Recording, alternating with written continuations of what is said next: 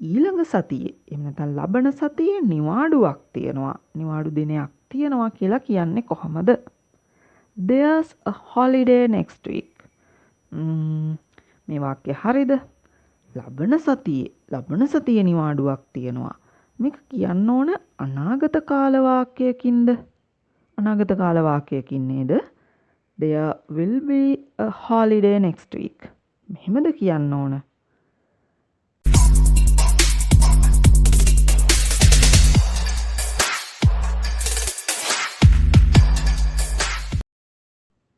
Hello everyone.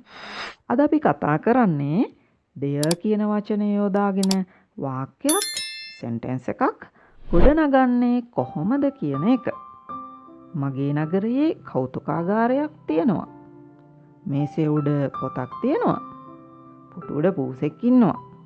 මෙන්න මේ වගේ අදහසක් කියන්න ලියන්න තමයි අද අපි ඉගෙන ගන්නෙ. යම් කිසි දෙයක් යම් තැනක තියෙනවා. යම් කිසි කෙනෙක් එහෙම නැත්නම් සතෙක් යම් තැනක ඉන්නවා කියලා කියද්දී අපට පුළුවන් මේ දෙය කියන වචනය භාවිතා කරලා ඒ අදහස සහිත වාක්‍යයක් ගොඩනගා ගන්න. මෙතනදී ස්ථානය ගැන සඳහන් කිරීම අත්‍යවශ්‍ය නැහැ. මේ දෙය කියන වචනය භාවිතා කරලා යම් කිසි දෙයක් තියෙනවා කියන අදහස ප්‍රකාශ කරන්න පුළුවන්. මගේ නගරයේ කෞතුකාගාරයක් තියෙනවා. There is a museum in my city. මේ වාක්‍ය හැදුනේ there is a museum. කෞතුකාගාරයක් a museum. singular noun එකක්. ඒක වචනයක්. එතකොට ඒක වචනයක් එක්ක there is කියලා තමයි යොදාගෙන තියෙන්නේ. There is a museum. කෞතුකාගාරයක් තියෙනවා. එතකොට අපිට ඒ දෙය තියෙන තැන කියන්න ඕන නම් in my city. මගේ නගරයේ කියලා කියන්න පුළුවන්. එතකොට මේ in my city කියලා කියන්නේ prepositional phrase එකක්.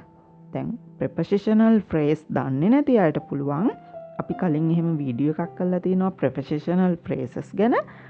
අදාළ link එක description box එකේ දාලා තියන්නම්. අවශ්‍යයි ගිහිල්ලා බලන්න. එතකොට අපි ඒක වචනයක් එක දෙයක් තියෙන ස්ථානය ගැන කියද්දි එහෙම නැත්නම් යම් ස්ථානයක තියෙනවා කියලා කියද්දි there is කියලා භාවිතා කරනවා.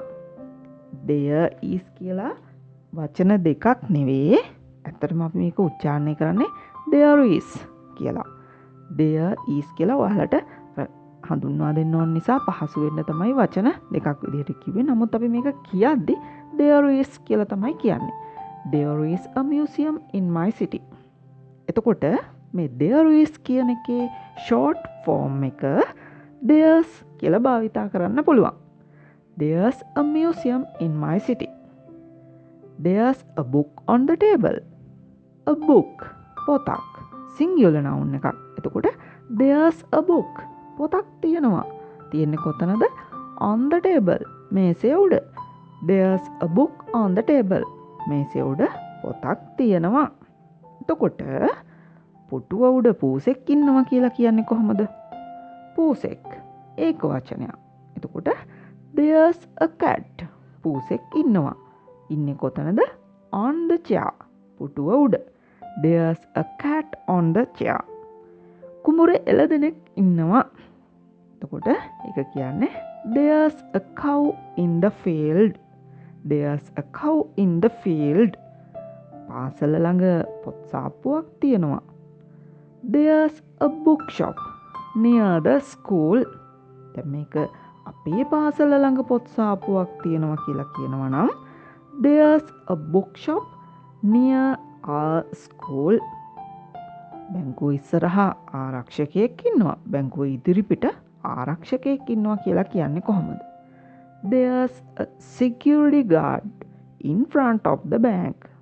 There's a security guard in front of the bank. නිවස පිටත මිනිසෙක් ඉන්නවා. There's a man. මිනිසෙක් ඉන්නවා. Outside the house. නිවසෙන් පිටත. නිවස පිටත මිනිසෙක් ඉන්නවා. There's a man outside the house. මේ විදිහට ඔයාට යමක් තියෙන තැන යම් කෙනෙක් ඉන්න තැන ගැන there කියන වචනය පාවිච්චි කරලා ලේසියෙන්ම වාක්‍යයක් හදාගන්න එහෙම නැත්නම් කියන්න අදහස ප්‍රකාශ කරන්න පුළුවන්.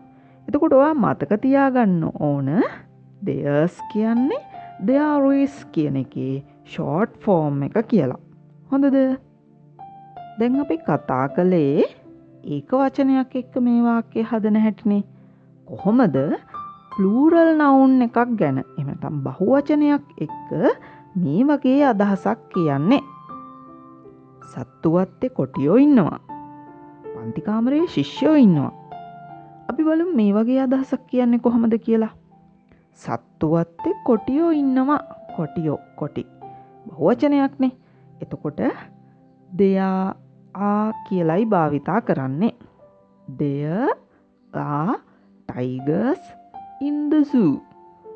එතකොට ඇත්තටම මේක අර කලින් there is වගේ there are කියලා තමයි කියන්න ඕන. there are කියලා වෙනම කියන්නේ නැහැ. there are tigers in the zoo. එතකොට පන්ති කාමරයේ ශිෂ්‍යයන් ඉන්නවා කියද්දි ශිෂ්‍යයන් බහුවචනයක්. plural noun එකක්. ඒ නිසා there are students. ශිෂ්‍යයන් ඉන්නවා in the classroom. in the classroom පන්තියේ. there are students in the classroom. පන්තියේ පන්ති කාමරයේ ශිෂ්‍යයන් ඉන්නවා. ක්‍රීඩා පිටියේ ශිෂ්‍යයන් ඉන්නවා කියලා කියනවා නම් there are students in the playground. there are students in the playground. වත්තේ ලස්සන මල් තියෙනවා. කොහොමද කියන්නේ? there are beautiful flowers in the garden. පෙට්ටිය ඇතුලේ සෙල්ලම් බඩු තියෙනවා. there are toys in the box. there are toys in the box. දැන් ඔයා බලනවා ඇති there are කියන එකේ short form එකක් නැද්ද කියලා. ඔව් ඔයා හිතුවා හරි. there are කියන එකට short form එකක් නැහැ. මෙන්න මේ දැන් තිරේ දිස් වෙන විදිහේ වචනයක් පාවිච්චි කරන්නේ නැහැ. එහෙම එකක් නැහැ. ඒක ඔයා මතක තියාගන්න ඕන. හොඳද? ඊළඟට ඔයාට මෙන්න මෙහෙම අදහසක් කියන්න ඕන නම් එක පොතක් තියෙනවා මේසය උඩ. කොහොමද කියන්නේ? එක පොතක්. පොත් එකක්. one book. ඒක එතකොට singular noun එකක්. ඒක වචනයක්. එහෙනම් there is නැත්නම් there's one book on the table. එතකොට singular noun එකක් නිසා there's කියන එක තමයි භාවිතා කරන්න ඕන. there's one book on the table. මේසෙ උඩ එක පොතක් තියෙනවා. පෙට්ටියේ එක සෙල්ලම් බඩුවක් ඉතිරි වෙලා තියෙනවා. there's one toy left in the box. there's one toy left in the box. ඊළඟට ඔයාට කියන්න ඕනි නම් යම් දෙයක එකකට වැඩි ප්‍රමාණයක් ගැන. ඉකිවේ මෙන්න මේ වගේ අදහසක්. මගේ නගරයේ පාසල් දෙකක් තියෙනවා. මගේ පාසල ළඟ පොත් සාප්පු 3ක් තියෙනවා. කොහොමද අපි මේ වගේ වාක්‍යයක් හදාගන්නේ? පාසල් දෙකක්. two schools කිව්වහම ඒක plural noun එකක්. බහුවචනයක්. එතකොට වාක්‍ය පටන් ගන්න ඕන there are කියලා. there are two schools in my city. එතකොට ඊළඟ වාක්‍යයේ මගේ පාසල ළඟ පොත් සාප්පු 3ක් තියෙනවා. පොත් සාප්පු 3ක්. three bookshops. බහුවචනයක්. plural noun එකක්. එහෙනම් there are three bookshops near my school. there are three bookshops near my school. ඊළඟට අවන්හල ළඟ උද්‍යානයක් තියෙනවා කියලා කියන්නේ කොහොමද? there is එහෙම නැත්නම් there's a park. උද්‍යානයක් තියෙනවා. පාක් එකක් තියෙනවා. near the restaurant. අවන්හල ළඟ near the restaurant. there's a park near the restaurant. එතකොට පාක් දෙකක් තියෙනවා කියනවා නම් There are 2 parks near the restaurant. අවන්හල ළඟ උද්‍යාන දෙකක් තියෙනවා. There are 2 parks near the restaurant. එතකොට ඊළඟ සතියේ එහෙම නැත්නම් ලබන සතියේ නිවාඩුවක් තියෙනවා. නිවාඩු දිනයක් තියෙනවා කියලා කියන්නේ කොහමද? There's a holiday next week. මේ වාක්‍ය හරිද? ලබන සතියේ නිවාඩුවක් තියෙනවා. මේක කියන්න ඕන අනාගත කාල වාක්‍යයකින්ද? අනාගත කාල වාක්‍යයකින් නේද? There will be a holiday next week. මෙහෙමද කියන්න ඕන. සාමාන්‍යයෙන් අපි කලින් වැඩසටහන් ගත කළ නියම කරගෙන ඇති දෙයක් සම්බන්ධයෙන් කියද්දී present tense තමයි භාවිතා කරන්නේ. වර්තමාන කාල වාක්‍ය තමයි මේ සඳහා භාවිතා කරන්නේ. කලින් වැඩසටහන් ගත කරලා කලින් නියම කරගෙන ඇති දෙයක් සම්බන්ධයෙන් අද වර්තමානයේදී කතා කරද්දී අපි අනාගත කාල වාක්‍ය භාවිතා කරන්නේ නැහැ. වර්තමාන කාල වාක්‍ය තමයි භාවිතා කරන්නේ.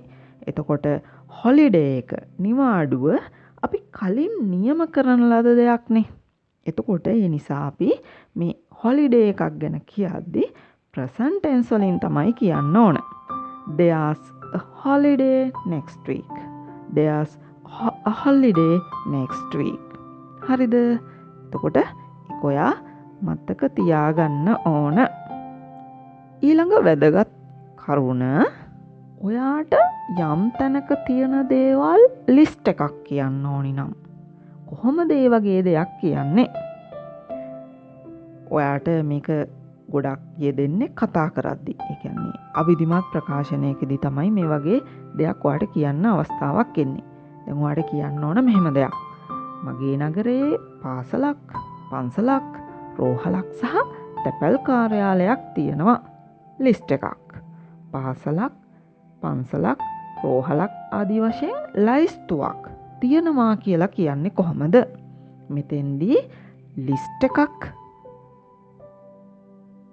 කියන්න තියෙන නිසා plural කියලා බැලුව බැල්මට හිතුණට මෙහිම වාක්‍යයක් ගොඩනගන්නේ there is. short form එකෙන් ගත්තොත් there's එක. There's a school, a temple, a hospital and a post office in my city. මෙන්න මෙහෙමයි මේ වාක්‍ය හදන්න කියලා මතක තියාගන්න ඕන. මොකද්ද?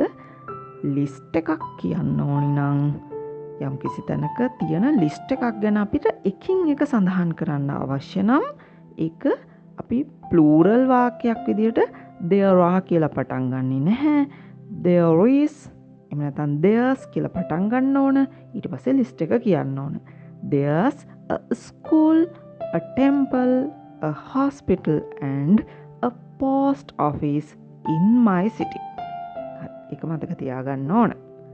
අපි දැන් ඉක්මනින් අපි අද ඉගෙන ගත්ත දේවල් වල සාරාංශය මතක් කරගමු. යම් ස්ථානයක යම් දෙයක් තියෙනවා. යම් කෙනෙක් ඉන්නවා කියලා කියද්දී there කියන වචනය පාවිච්චි කරනවා. දැන් මෙහෙම යම් දෙයක් තියෙනවා කියලා කියද්දී මේ කියන්නේ singular noun එකක් ගැන නම් there is එකේ short form එක there's කියලා වාක්‍ය පටන් ගන්න ඕන. යම් කිසි තැනක තියෙනවා කියලා කියන්නේ plural noun එකක් ගැන නම් there are කියලා වාක්‍ය පටන් ගන්න ඕන. මේ there are වලට short form එකක් නැහැ. ඊළඟට දේවල් එකක් කිව්වේ one school, one book වගේ වචනයක් එක්ක there is භාවිතා කරනවා. එකට වැඩි ගණනක් two schools, three books වගේ වචනයක් අදහසක් කියද්දී there are භාවිතා කරනවා.